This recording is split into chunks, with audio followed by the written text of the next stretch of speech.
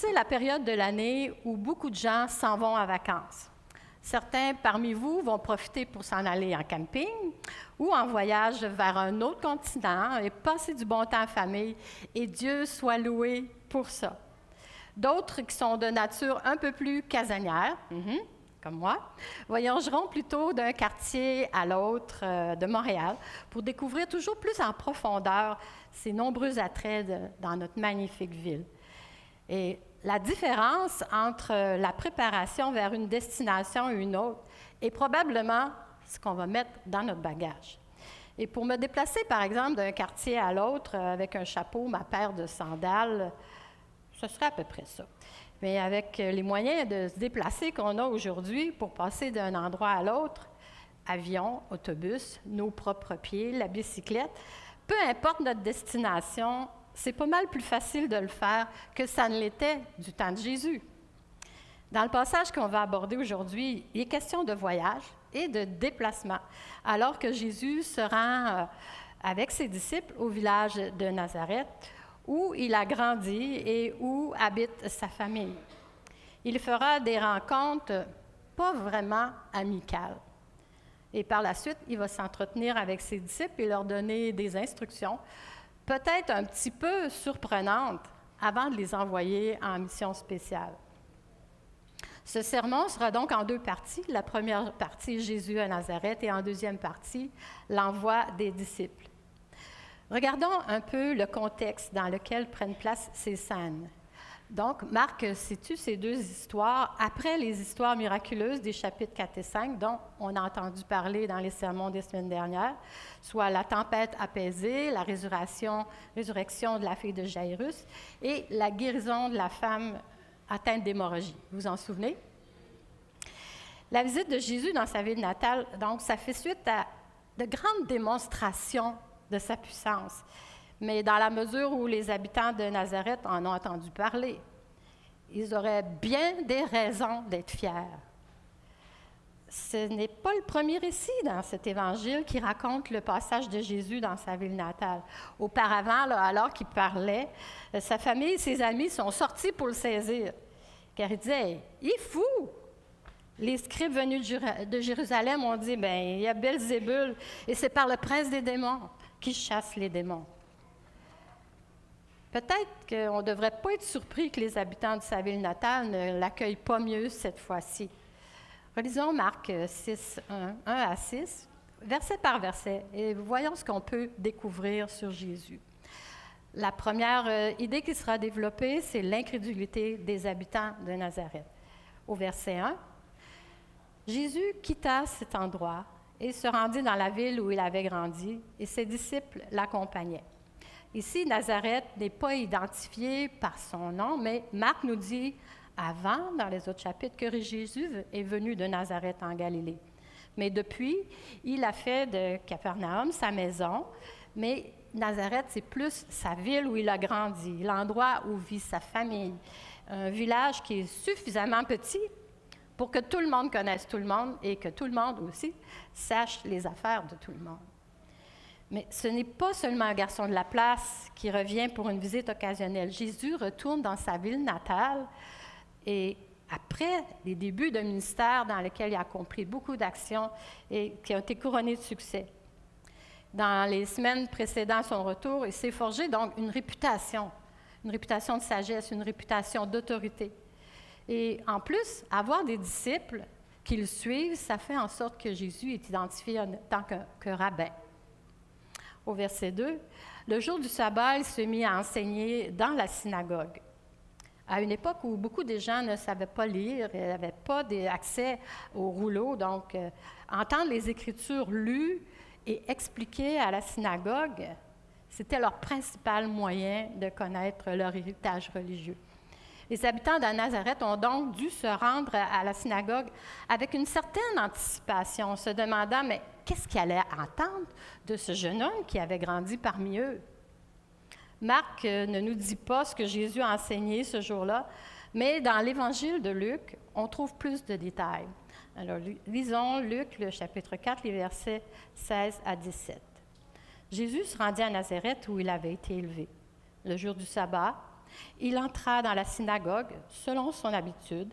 Il se leva pour lire les Écritures, et on lui remit le rouleau du livre du prophète Ésaïe.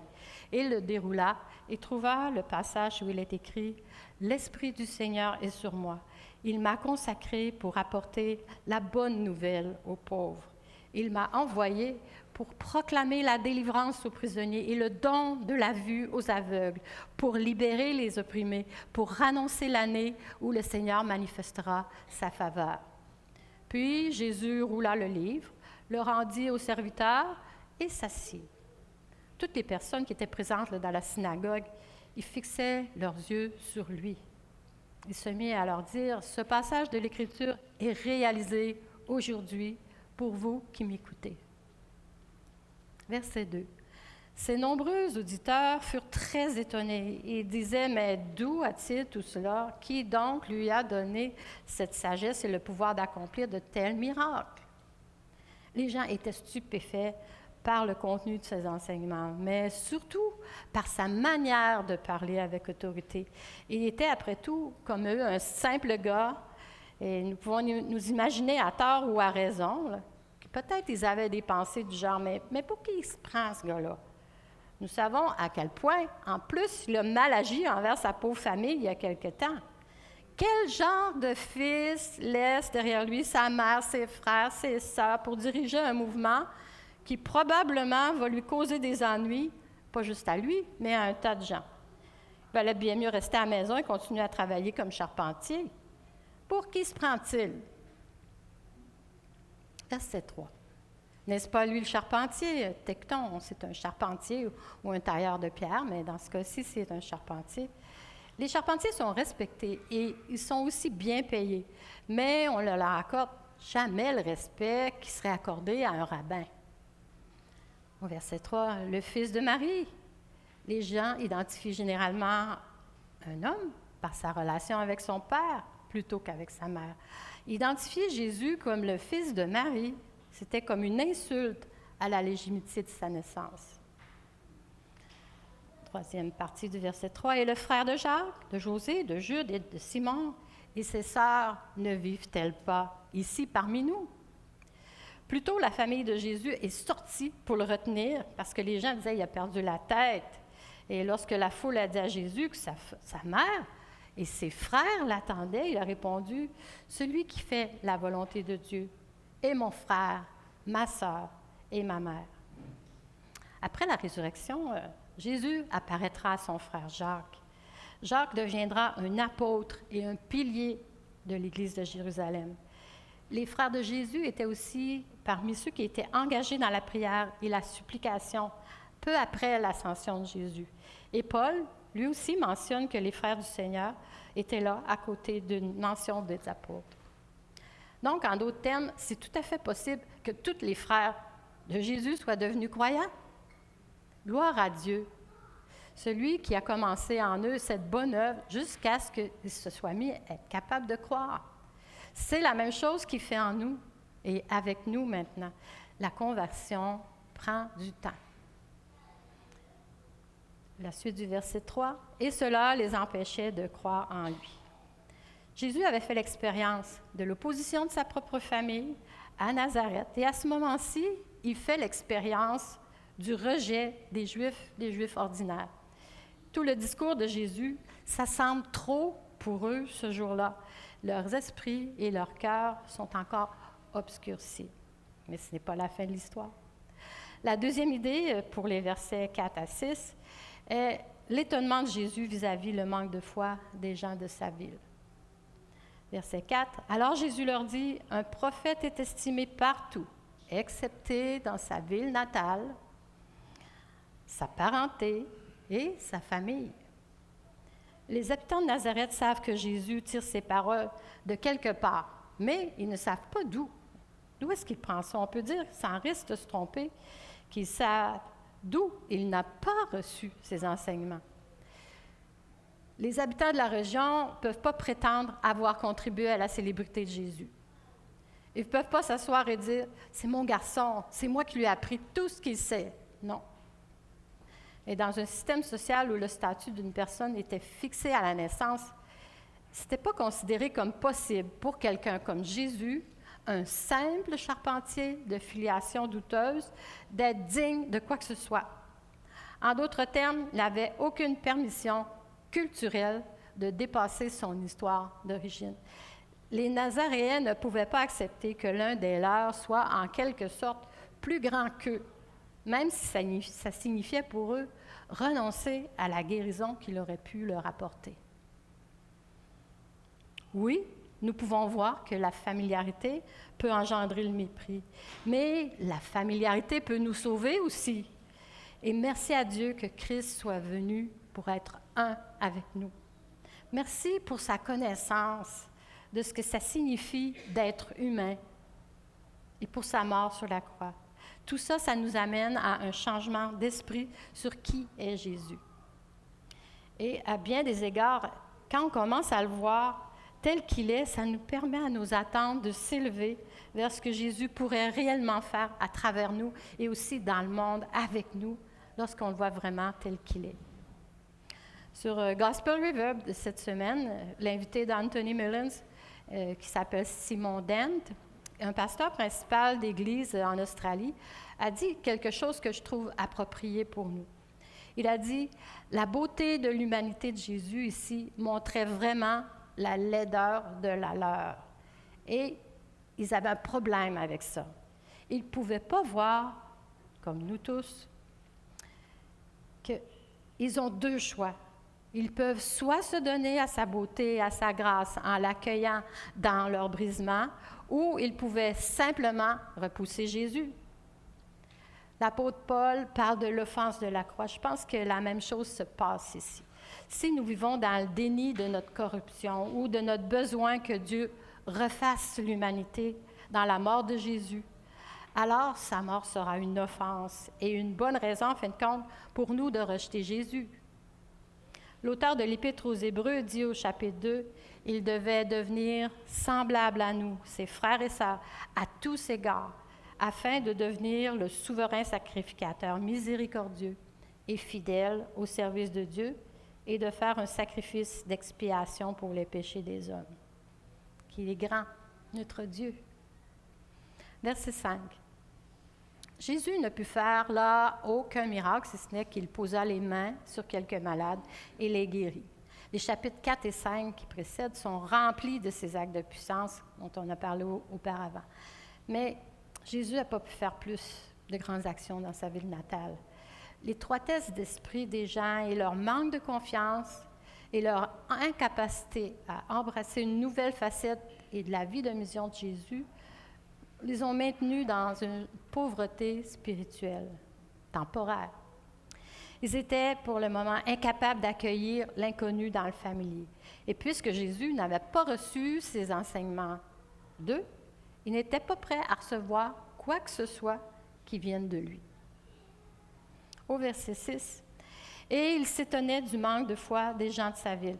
Il semble donc qu'ils n'étaient pas en état de recevoir. Ils n'étaient pas confortables, pas à l'aise, not at home avec lui.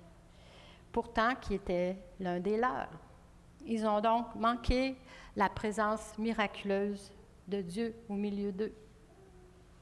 Comme l'écrit une écrivaine, Debbie Thomas, dans son essai « Histoire d'origine », la vérité déconcertante sur la lecture de cette semaine, c'est que nous, l'Église, nous sommes parfois, ou souvent peut-être, Dieu le sait, l'équivalent moderne des anciens voisins de Jésus. Nous pensons que nous sommes ceux qui connaissent le mieux Jésus. Et elle poursuit, « Les habitants de Nazareth ont clairement indiqué qu'ils étaient conscients de la sagesse de Jésus et de ses œuvres puissantes. Non seulement ils savaient, mais ils étaient aussi étonnés que Jésus possède une telle sagesse et soit capable d'accomplir ses œuvres puissantes. Et pourtant, n'arrivaient pas à croire. » Parfois, les gens ne peuvent pas oublier notre passé et accepter la personne que nous sommes présentement, tout comme les gens de Nazareth. Mais Dieu, lui, a un plan pour chaque vie. Il en avait un pour chacun des apôtres, comme Jacques et Jude, malgré les premiers moments d'incrédulité. C'est pourquoi ayons toujours foi, patience envers nous et les autres.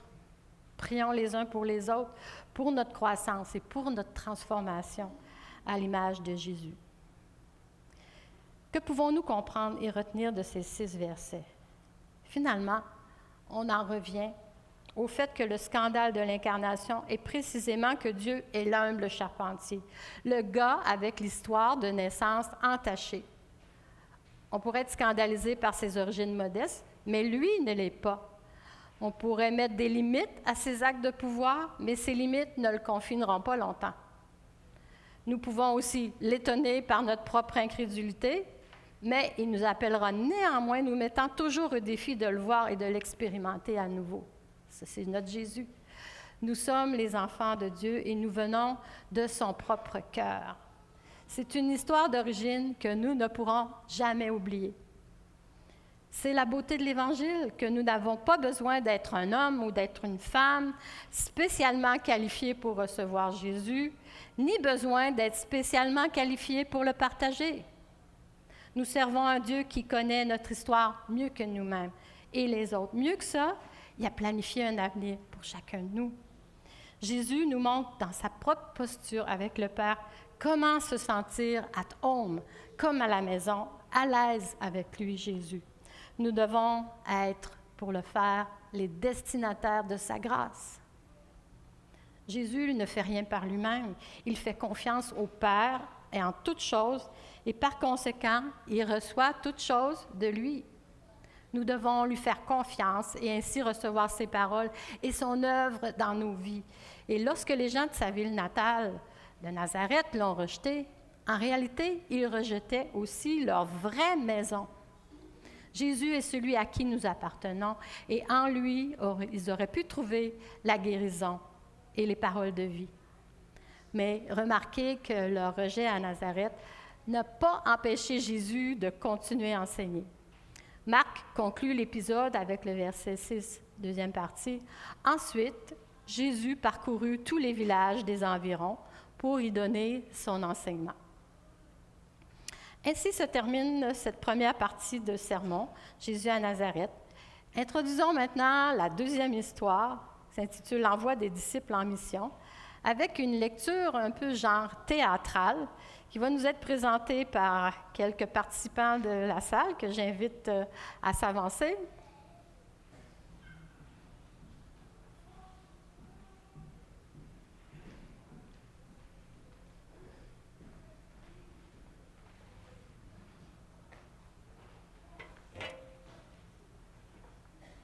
Alors, nous aurons Kevin dans le rôle de Jésus, Matthew dans le rôle de Pierre et Thomas et Adili qui se joignent au groupe, qui vont respectivement jouer les rôles de Matthieu, de Thomas et de Judas.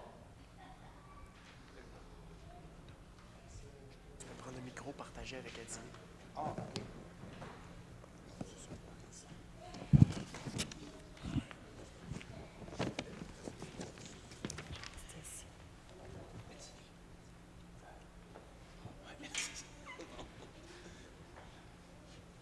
Ça va? Peut-être tasser un petit peu, Adili, parce qu'on va un petit peu là. Juste, on va se coller un peu par ici. Ouais, c'est bon. OK. C'est bon?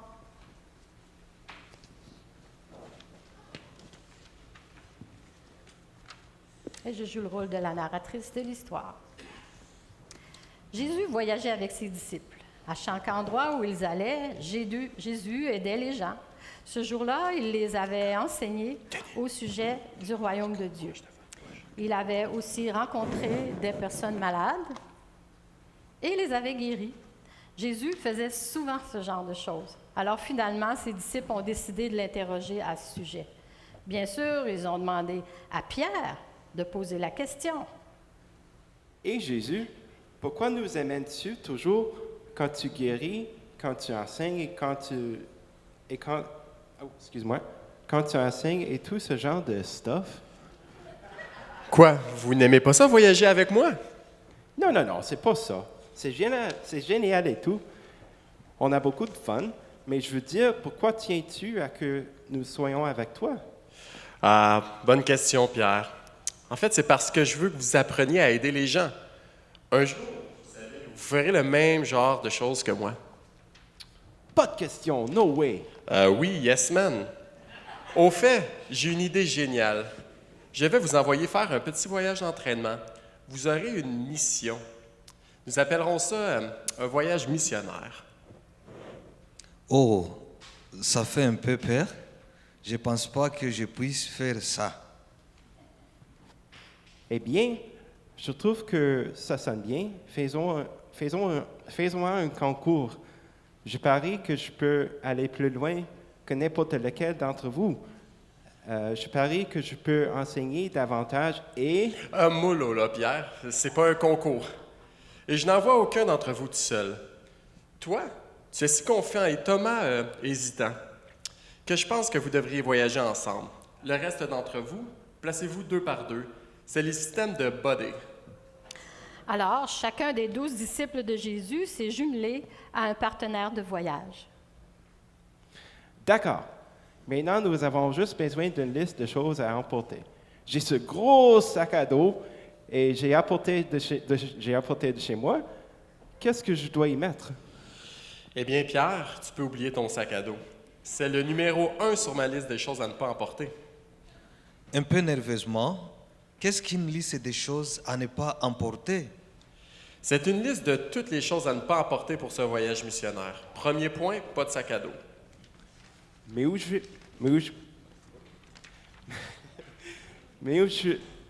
où vais-je mettre ma miche de pain? Deuxième point sur la liste. J'ai toujours faim sur la route. Deuxième point sur la liste de choses à ne pas emporter, pas de pain. Oh, je comprends. Nous allons apporter juste assez d'argent pour acheter de la nourriture en cours de route. Judas s'occupait de la bourse d'argent du groupe. Alors, il pensait qu'il pouvait la diviser. Non. Troisième point, pas d'argent. Mais Jésus, où suis-je supposé de mettre mes vêtements? Oh Pierre, tu as encore en tête ton sac à dos, hein? Eh bien non, portez simplement ce que vous avez sur le dos. C'est le 4e point, pas de vêtements supplémentaires. Oh man, puis-je moi aller à la maison et prendre mes chaussures de marche? Non, point 5, pas de chaussures de marche. S'il vous plaît, juste vos sandales de tous les jours. Timidement, Jésus, est-ce que je peux apporter ce bateau? Ça m'aide à bien marcher sur les sentiers. Bien sûr, Mathieu. Les bâtons sont utiles, mais juste un chacun.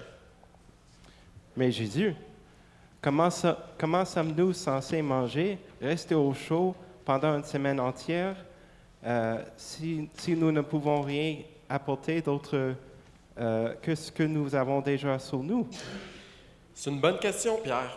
Tout d'abord, vous aurez l'un et l'autre. Ensemble, vous pouvez résoudre toutes sortes de problèmes. Et ensuite? Je suppose que Thomas pensait que Pierre aurait d'autres bonnes idées. Deuxièmement, vous aurez tous les gens que vous rencontrerez partout où vous irez. Vous savez, il y a des gens bons et gentils partout. Mais que se passe-t-il si les gens sont méchants avec nous? Il avait vraiment des hésitations sur cette idée de voyage missionnaire. Eh bien, Thomas, s'ils ne vous accueillent pas bien, secouez la poussière de vos pieds et allez ailleurs.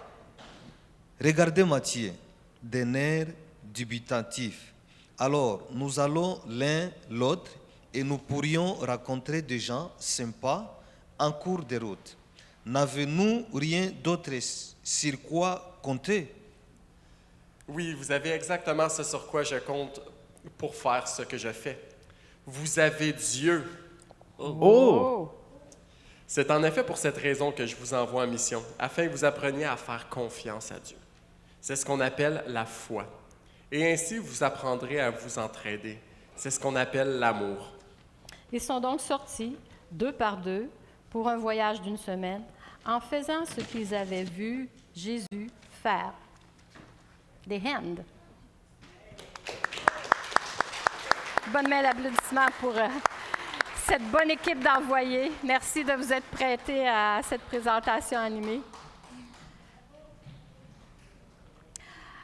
À mon tour maintenant de mettre en évidence ce beau message d'Évangile avec la deuxième partie de ce sermon, l'envoi des disciples. La première idée qui va être développée au verset 6 et 7 est l'appel des 12, 2 par 2, avec autorité. Verset 6. Jésus parcourut tous les villages des environs pour y donner son enseignement. Appelant les 12 à lui, il commença à les envoyer 2 par 2 et leur donna autorité sur les esprits impurs. À la suite de son passage à Nazareth, Jésus décida d'envoyer les 12 disciples en mission. Ils avaient déjà préparé à cette mission. Il leur avait dit avec cette promesse, « Je ferai de vous des pêcheurs d'hommes ». Il s'était retiré plusieurs fois avec eux pour leur accorder une attention particulière. Ils avaient été témoins de ses actes puissants et avaient écouté ses paroles sages. Et maintenant, c'était le moment pour eux d'être envoyés. Ici, le mot utilisé pour envoyer, ça renvoie à la tâche d'une représentation officielle. Leur message et leurs actions devaient être une extension de celui de Jésus. Donc, il les envoyait 2 par 2, qui est une coutume juive, là, pour que la vérité de leur témoignage soit établie sur ce témoignage de 2 ou 3 témoins. Aussi, une autre raison pour laquelle il les envoya 2 par 2, c'est parce qu'un partenaire donne de la force. Car s'il tombe, l'un relèvera son prochain. Mais malheur à celui qui est seul quand il tombe et qui n'a personne d'autre pour le relever. Dans Ecclésiaste 4 au verset 10. Non seulement les partenaires se protègent mutuellement du danger physique, mais aussi ils offrent une compagnie qui est agréable et ils s'encouragent mutuellement dans les circonstances difficiles. Au verset 7, « Et il leur donna autorité sur les esprits impurs. » Et pour ce voyage particulier, donc, l'accent est mis sur la prédication, la chasse aux démons esprits impurs et sur la guérison des malades.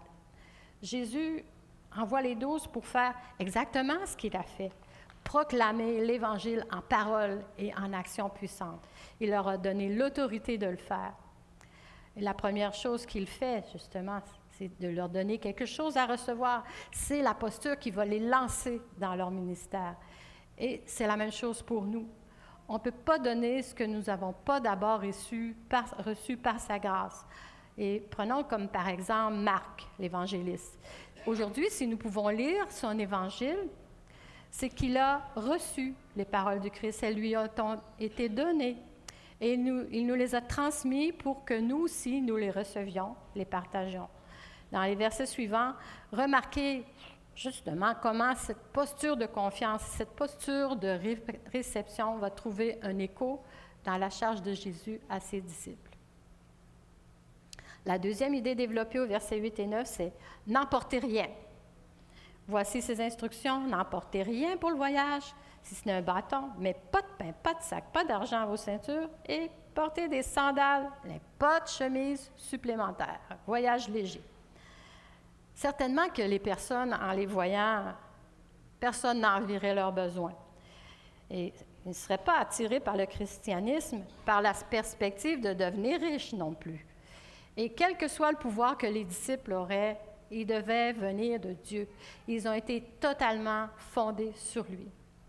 Quelles que soient les raisons qui sous-tendent donc ces instructions, n'étaient pas destinées non plus à être la norme pour tout travail de style missionnaire à accomplir à partir de ce moment-là. C'était des instructions uniques pour un groupe unique d'hommes en mission unique. Ils ne devaient prendre que ce qu'ils avaient sur le dos. La seule exception était le bâton. Ils ne devaient pas prendre de nourriture ni d'argent. Les vêtements devaient être minimaux. Les sandales étaient autorisées, mais une seule tunique. Cela les a mis aussi dans une posture de réception à chaque étape de leur voyage. La confiance absolue en Dieu pour pourvoir à leurs besoins, y compris leurs besoins physiques. C'était inhérent à cette mission des 12. La troisième idée développée au verset 10 et 11 est de rester là. Chaque fois que vous entrez dans une maison, au verset 7, restez-y jusqu'à ce que vous sortiez de cette ville.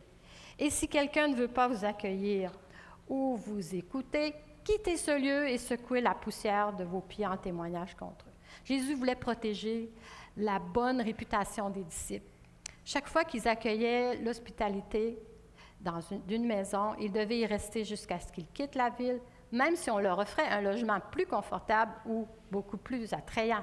Jésus savait que la mission des 12 ne serait pas toujours acceptée.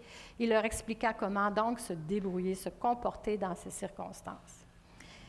Jésus dit aux 12 d'agir donc à peu près de la même manière qu'il l'a fait dans sa ville natale, lorsqu'il a été rejeté, c'est-à-dire si quelqu'un ne veut pas vous recevoir, passez à autre chose et ne prenez même pas le poids de la poussière sur vous. Et c'est pas lourd, ça, de la poussière, pourtant. Ne laissez pas votre fierté transformer leur rejet en un obstacle de partage de la bonne nouvelle. Allez chercher ceux qui sont en posture de recevoir. La quatrième idée développée au verset 12 et 13 donc, est la mission. Les disciples s'en allèrent donc proclamer à tous qu'il fallait changer de comportement. Ils chassaient beaucoup d'esprits mauvais et guérissaient de nombreux malades après leur avoir versé quelques gouttes d'huile sur la tête. Il y en a beaucoup que le Père a préparé pour recevoir l'Évangile. C'est vers eux que nous allons. Nous y allons en tant que bénéficiaires de la grâce de Dieu, lui faisant confiance tout au long du chemin. Par ces activités, ils ont démontré justement que le royaume de Dieu était venu avec puissance. C'est une bonne idée d'examiner les principes derrière une instruction particulière pour nous aider à déterminer si et comment l'appliquer à nous-mêmes et aussi à notre époque. Dans ce temps entre les deux temps, justement, dans lequel nous sommes amenés à partager l'Évangile, certaines instructions bibliques peuvent ne pas s'appliquer du tout. D'autres instructions pourraient avoir besoin d'être appliquées d'une manière appropriée à notre situation, plutôt que de la manière spécifique dont ils ont été appliqués dans cette histoire biblique. Par exemple, le mot « autorité » a beaucoup de poids dans notre culture. Et si les chrétiens sont sages dans la façon de l'analyser attentivement, ils peuvent s'y référer gracieusement dans notre paysage religieux qui est vraiment diversifié.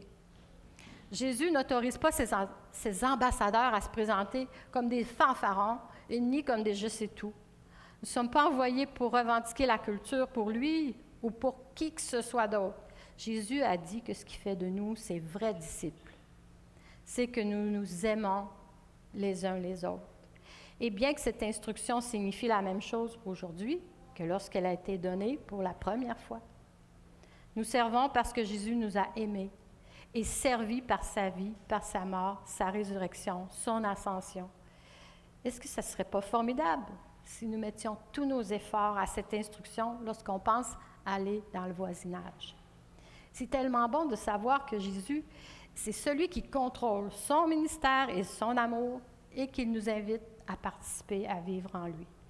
Jésus est déjà à l'œuvre, on le dit souvent. Alors, Seigneur, donne-nous des yeux pour voir ce que tu fais et aussi du courage pour te représenter. Plus loin, au chapitre 6, nous lisons un genre de rapport des disciples à leur maître et ami, au verset 30. Et ça dit, les apôtres se rassemblèrent autour de Jésus et lui rapportèrent tout ce qu'ils avaient fait et enseigné. Apparemment, ils ont suivi les instructions de Jésus, ce qu'il leur a donné, et apparemment, ils ont fait un bon voyage. Ils ont chassé beaucoup de démons, guéri beaucoup de malades en les éloignant d'huile. À ce stade-là, la mission des disciples, c'était plus seulement qu'une simple extension du ministère de Jésus, comme c'est le cas pour nous aussi maintenant. Puissions-nous avoir, nous aussi, des bonnes choses à rapporter à Jésus sur la façon dont son ministère se déroule à Ville-et-Mort ou sur la façon dont on grandit en tant qu'une Église saine. Mais je sais qu'il le sait déjà. Gardons cette vision à long terme pour nous éviter justement de craindre au moindre rejet qu'on pourrait voir de l'Évangile. La semence peut prendre du temps à croître, mais la récolte va venir, soyons-en certains. Le maître de la moisson s'occupe de la croissance. Demeurons en lui pour porter beaucoup de fruits pour son nom. Shalom, shalom.